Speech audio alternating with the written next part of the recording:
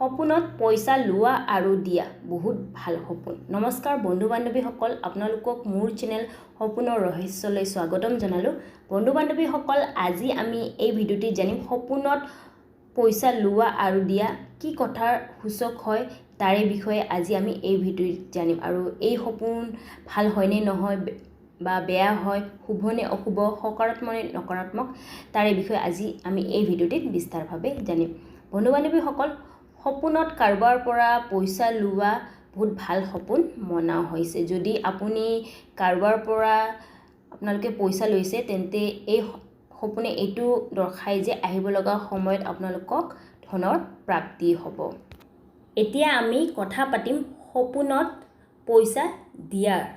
সপোনত কাৰোবাৰ পইচা দিয়া কি কথাৰ সূচক হয়? স্বপ্নজ্যোতিষ শাস্ত্ৰ অনুসাৰে এনেধৰণৰ সপোন অহা ব্যক্তিৰ কাৰণে শুভ তথা সকাৰাত্মক মনা হয়। কোনোবা ব্যক্তিয়ে যদি এনেকুৱা সপোন দেখে, তেন্তে এইটো দৰ্শায় যে তেওঁৰ ভৱিষ্যতত যি কামত তেওঁৰ যিটো সমস্যা আছে, সেই সমস্যাবোৰ পাৰ কৰি তেওঁৰ সেই কামবোৰ ভালদৰে বা সুকলমে হৈ যাব।